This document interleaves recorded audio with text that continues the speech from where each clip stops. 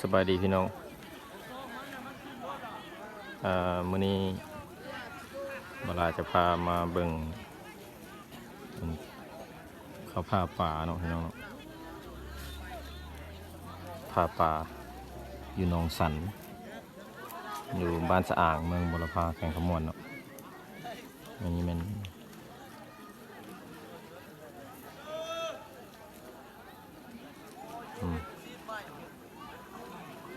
หนองสันเนาะพี่น้องเนาะ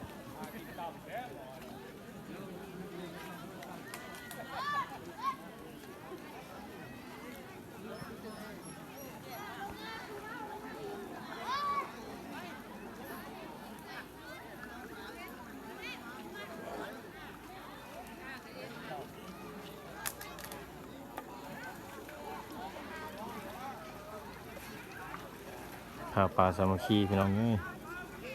จะหน่อยเพิ่นกระสิบป่าประกาศให้ย่อแล้วเนาะย่อกระดุม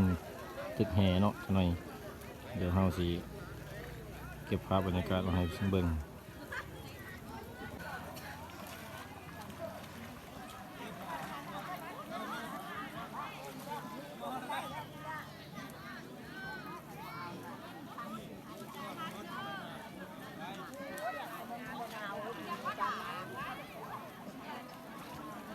ปีนี้มีผือเนาะปีตะหลังคือบุมีผือมันแตกเขิบเนาะ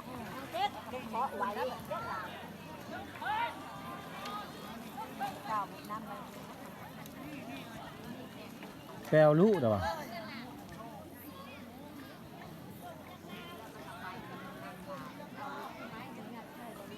ปีนี้มีผือพี่น้องไงปกติน้องสันนี่จะบ่มีผือปีนี้ผือหลายจักสิได้หรือบ่เนาะป่านี่เนาะเบิ่งพี่น้องเพิ่นหาปลานี่ผือเต็มกลางหนองเลยพี่น้อง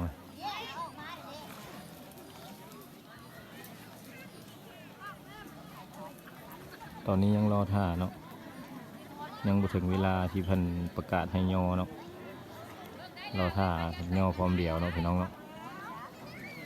รอท่าจังหน่อย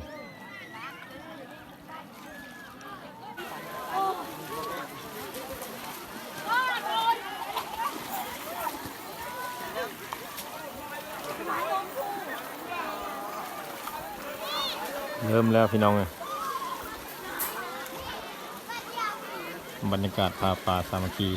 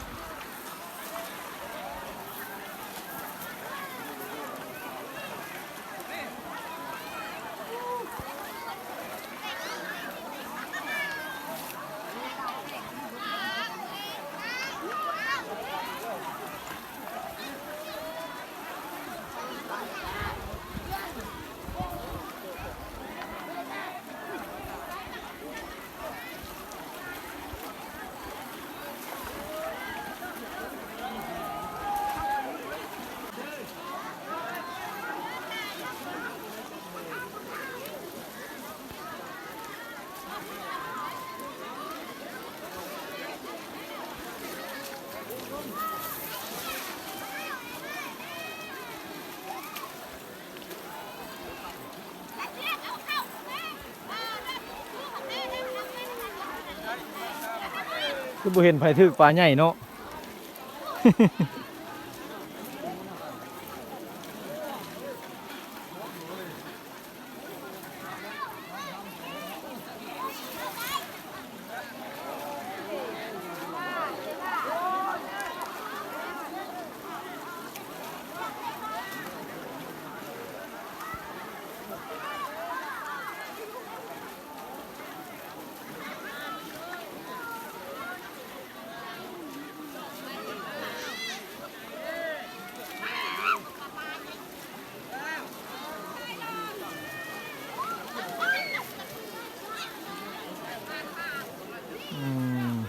ถึกปลาเลยพี่น้องได้ปลาเลยกระดุมเลย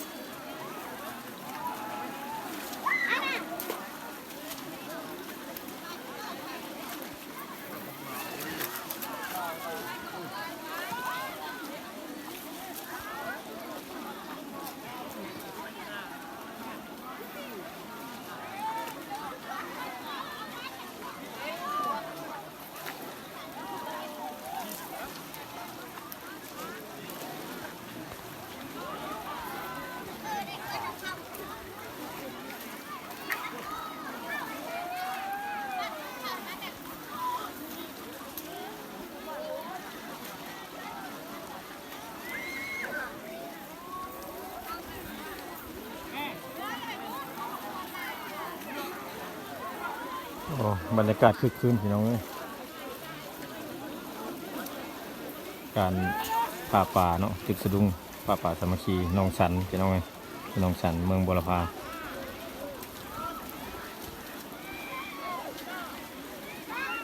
นี่โอ้ให้ป่าใหญ่เลยโอ้บงในป่าสูตรเนาะในป่าสูตรแล้วเนาะใส่กระยังกันดิ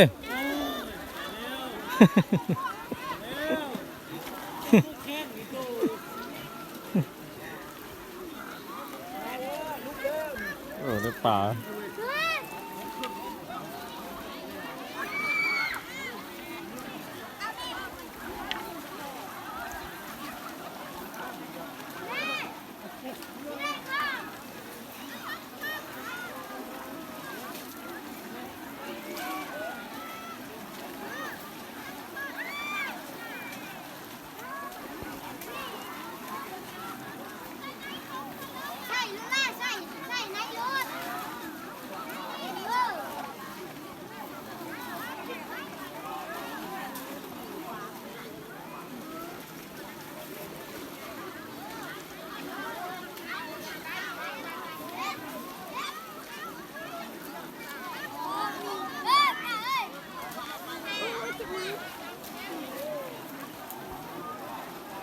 โอ้ได้ปลาสูตรเนาะลุงมันไปได้มีเอ้ย เอาปลามาเป็นละเอาขึ้นเทิงพุ่นปงกระดุงก่อนฮะปงกระดุงก่อนเอาขึ้นเทิงพุ่น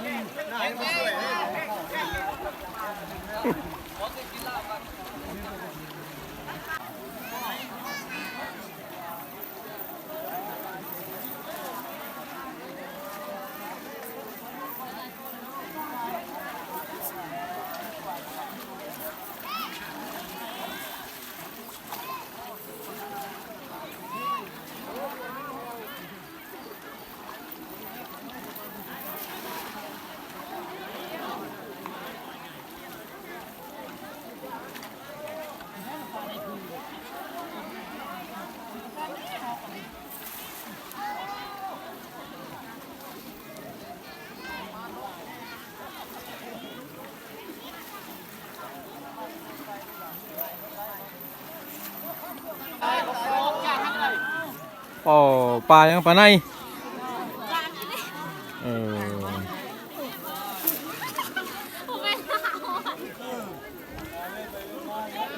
เวียนไปเวียนมาถึกกระดุงลาสำเนาะปลาในเอาขึ้นเทิงพุ่นน่ะ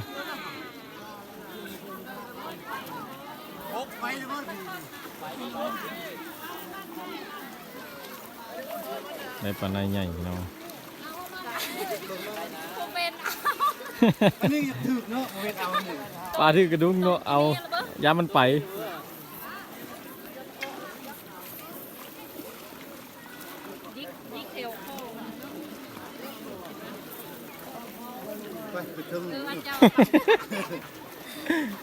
ไปเป็นโทษได้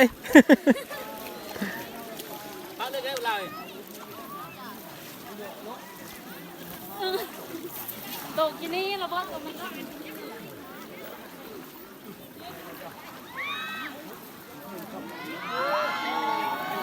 ถูกทั้งนั้นกระทึกเลยปลาใหญ่เหรอ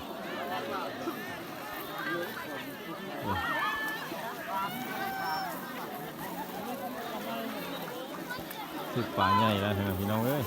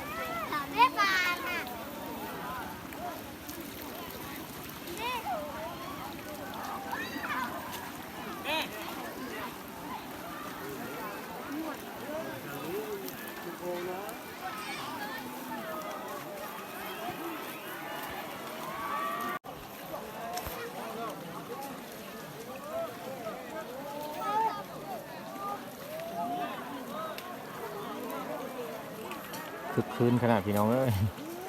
บรรยากาศป่าหนองสันเนาะป่าสามัคคีพี่น้องป่าหนองสันอยู่บ้านสะอ่างเด้อเมืองบุรพาแข่งขมวนเนาะโอ้ทางนั้นได้ปลาใหญ่แล้วทางคุณได้ปลาใหญ่เลยพี่น้องเอ้ย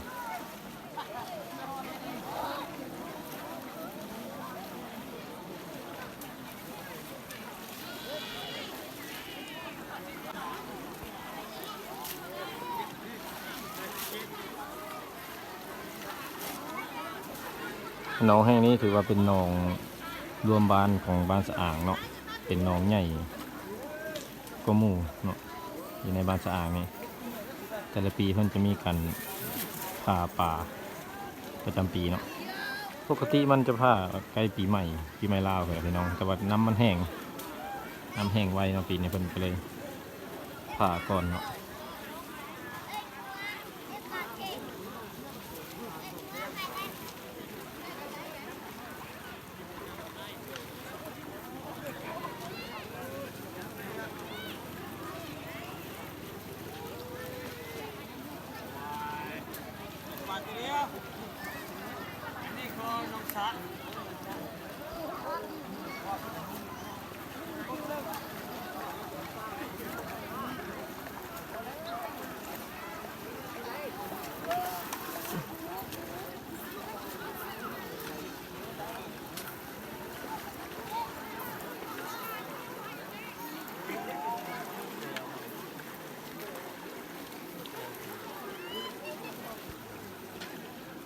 อยากไปเลาะเบิ่งทางนั้นเนาะ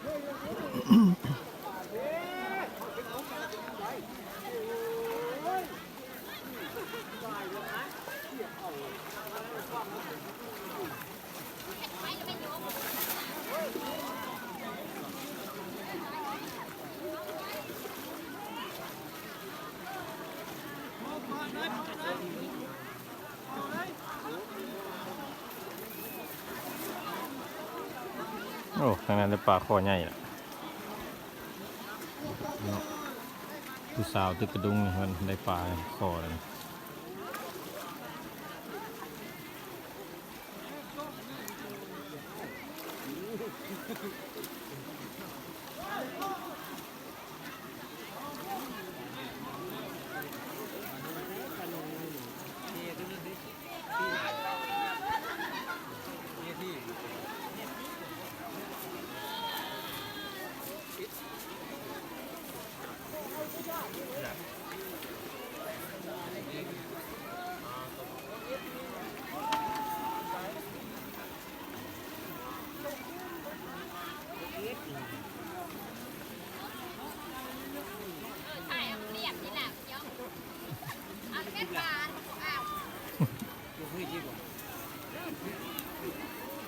ได้บ่เลี่ยม